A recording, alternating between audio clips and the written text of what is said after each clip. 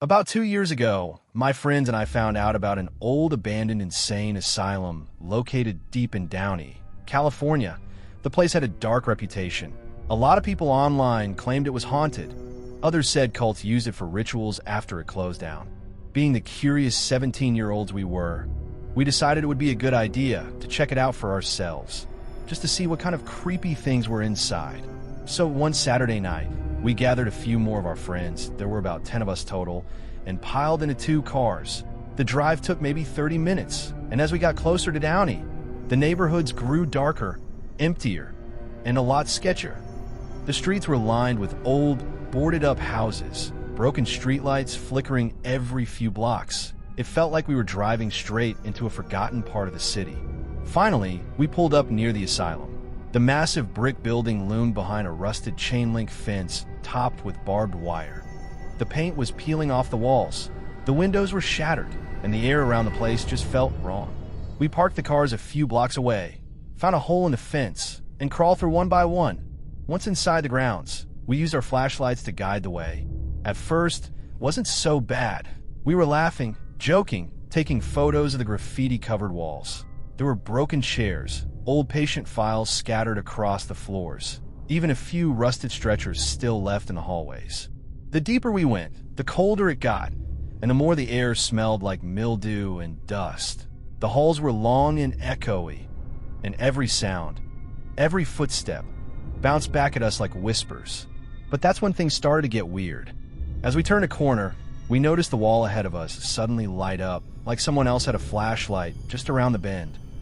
We froze, and sure enough, when we turned the corner, there was another group of kids, maybe 4 of them, all standing in a tight circle. One of them stepped forward and asked if we'd been to the slide. None of us had any idea what they were talking about, so we told them no. They looked at each other and said we should come with them, but the way they said it, calm yet almost rehearsed, gave us bad vibes.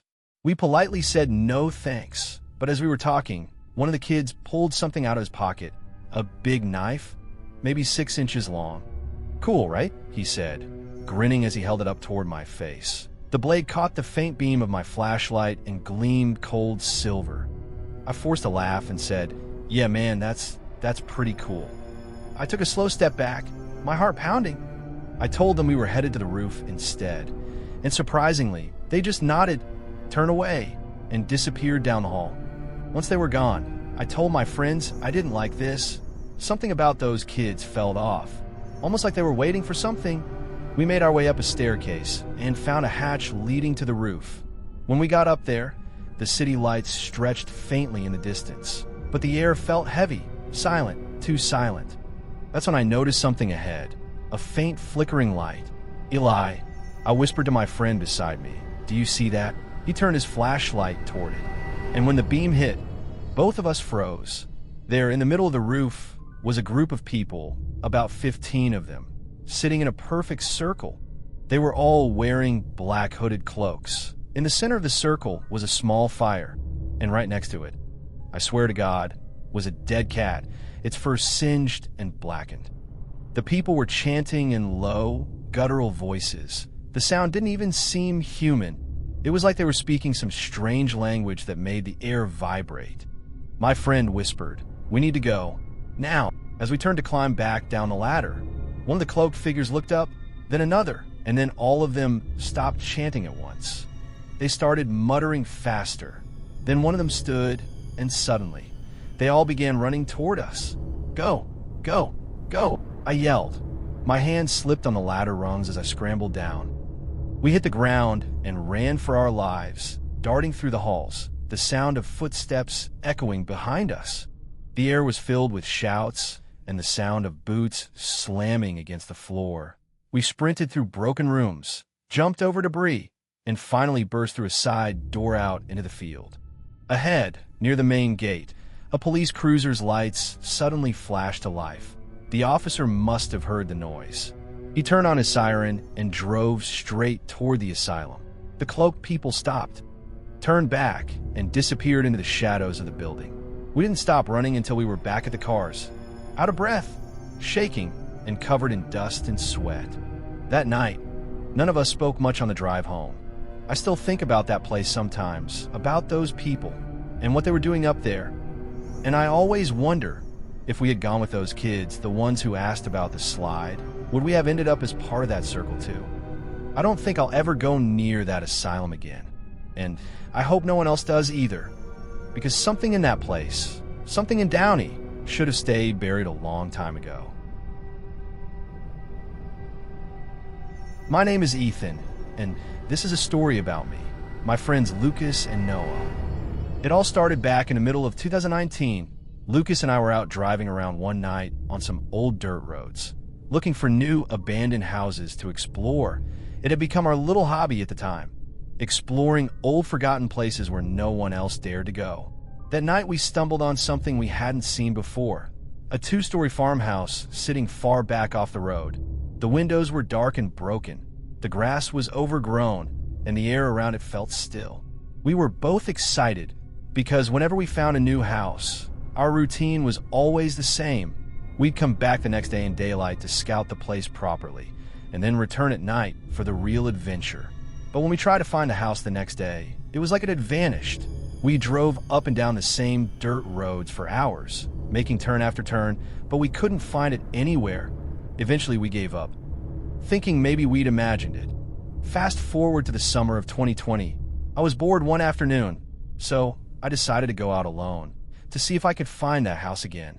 After about an hour of driving down those winding dirt roads, making countless turns, I finally saw it. The same farmhouse sitting lonely in the distance. Exactly how I remembered it. I texted Lucas right away, telling him I'd found it, and we planned to go back later that day after he got off work. When we pulled up to the house together, our faces lit up with excitement. It looked even creepier up close than we remembered. Broken windows, a back door hanging crooked off its hinges, and tall grass swallowing the pathway. We pushed through some branches at the back and stepped inside. The air was damp, and it smelled like old wood and mold. To our surprise, the inside still looked fairly nice for being abandoned. It had a finished basement, an old chandelier hanging over the living room, and only a few piles of broken glass scattered across the floors. We didn't stay long, worried about someone spotting our car outside. So, after snapping a few pictures, we planned to come back that night around midnight with a couple of friends. Later that night, around 11:30, we picked up our friend Noah and headed back.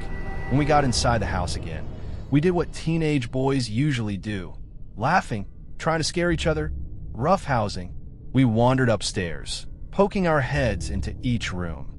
The walls were covered in old wallpaper peeling at the corners, and every footstep echoed like we weren't alone. We had been there for at least half an hour, and it started to feel like there wasn't much else to see. So we decided it was time to leave. We were standing at the top of the stairs joking about who should go first, saying dumb stuff like, "Watch there be someone waiting down there." I decided to go first because I wasn't scared, or at least that's what I told myself. But halfway down the stairs, a loud crash echoed from the main floor. We all froze, staring at each other with wide eyes. My first thought was that Noah had somehow pulled a prank, but then I remembered he was standing right behind me, so it couldn't have been him. The house fell silent again, except for the sound of my heart pounding. I stepped down carefully, scanning the main floor with my flashlight. No one was there, nothing had fallen, and the chandelier was still hanging from the ceiling. That was enough for all of us. We turned and ran out of the house, bolting for the car. As we were piling in, a big gray SUV suddenly pulled up beside us. My stomach dropped. Lucas was in the driver's seat. He rolled down his window to try and see who it was. "Hey," he called out to the car. Then both the driver's window and the passenger window rolled down at the same time. Lucas whispered, "Oh no," without hesitation. He threw the car into drive and sped off. I asked him what he saw, and what he told me still makes my skin crawl. He said when the windows rolled down, he saw 5 men inside, 2 in the front and 3 in the back, all of them holding either bats or some kind of weapon in their hands. As we sped down the dirt road, headlights appeared behind us, the same SUV. They were so close that if Lucas even tapped the brakes, they would have slammed into us. He floored it. The road ahead turned into a highway, and we merged on. going almost 100 miles per hour. After a few minutes of being chased, the SUV suddenly slowed down, turned around, and disappeared into the darkness. We finally pulled over, our hands shaking, trying to catch our breath. We sat there for a while, silent, before deciding to drive back past the house to see if the SUV was still there. When we parked across from the house, the SUV was gone. That's when Noah's phone rang. It was his girlfriend, and what she said made all of us go pale. She asked if we had gone to that one abandoned house where that kid got killed. Lucas and I looked at each other with wide eyes. She told Noah the house used to be known as an abandoned party house for teens, and that the owner had hidden cameras inside. One night years ago, the owner showed up while a party was going on, and he shot one of the kids dead. She knew where we were because she had Noah's location on her phone, and she'd been to the house before. When the call ended, Lucas dropped each of us off at home one by one. Later that night, as I sat in my bed, I couldn't stop thinking about it. What was that noise we heard in the house? Who were those men in the SUV, and why were they waiting there? I keep thinking, if we had stayed in that house even 1 minute longer, things might have gone a lot worse for us. It's been 2 years since then, and Lucas and I still talk about that night from time to time. I haven't explored another abandoned house since, and honestly, I don't ever plan to again. My name is Ryan. I'm 17 years old, and I still live at home with my parents. Right next door to us sits a house that has been abandoned for as long as we've lived here. We've been in this neighborhood for just under 2 years now, and in this part of town, abandoned houses are as common as cracked sidewalks. At first, I hated living next to an empty house. It felt creepy, like a black hole of silence sitting right outside my bedroom window, but eventually I got used to it, and most nights I barely even thought about it. Every now and then, though, late at night when the world felt still, I'd hear noises from inside that house, a faint creak, a thump, or sometimes what sounded like a voice. I'd tell myself it was just squatters, or maybe an animal, and I'd roll over and go back to sleep. You've probably heard the saying, curiosity killed the cat. I always figured that as long as nobody was bothering us, it was better to stay out of it. But one hot summer night, that all changed. I couldn't sleep. I was tossing and turning, trying to cool down, when out of nowhere I heard something that made my blood run cold. A scream. It was sharp, sudden, and it came from the abandoned house next door. It lasted only a few seconds, then silence. Without thinking, and honestly, I still don't know what I was thinking, I grabbed the small switchblade my dad had given me for my birthday, and I quietly opened my bedroom window. I slipped out into the warm night air. Careful not to make a sound, I crept through our yard, hopped the low fence between the houses, and pushed through the bushes to the back porch of the abandoned place. The sliding glass door was surprisingly unlocked, and as I slowly slid it open, my heart was hammering so hard I could hear in my ears. Every part of me was screaming to turn back, to call the police and let them handle it. But I didn't. I stepped inside. It was pitch dark, the air heavy with the smell of rotten dust. I pulled my phone out and switched on a flashlight so I could see at least a few feet in front of me.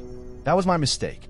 Almost as soon as the light flicked on, I heard movement, heavy footsteps shifting somewhere deeper in the house. I quickly turned the flashlight off and pressed my back against the wall, holding my breath. But it was too late. A tall shadow moved into the doorway across the living room, and then a man, much larger than me, stepped into view. Before I could react, he lunged at me, punching me hard in the face. My head hit the wall, and stars exploded in my vision. He grabbed me by my shirt and arm and started dragging me.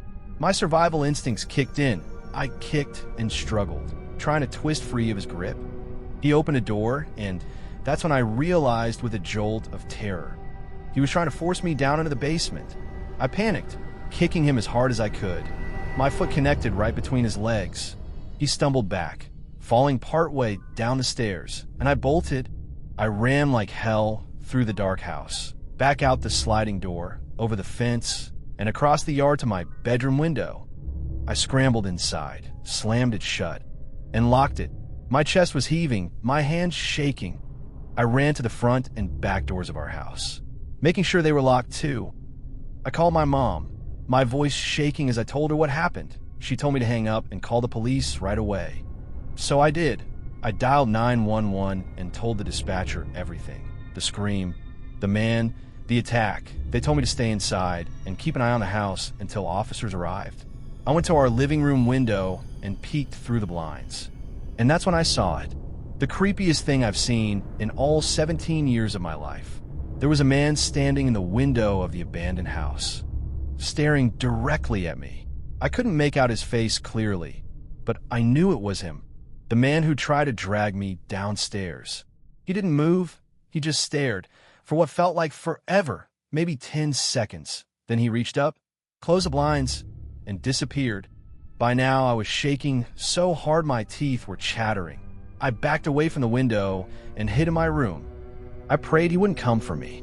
When the police finally arrived, they searched the house from top to bottom.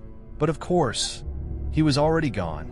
They didn't find anyone or anything suspicious, which somehow made it all feel even worse. I still don't know what was going on in that house, or what I heard on all those nights before. All I know is I haven't stepped foot near that house since, and I probably never will again.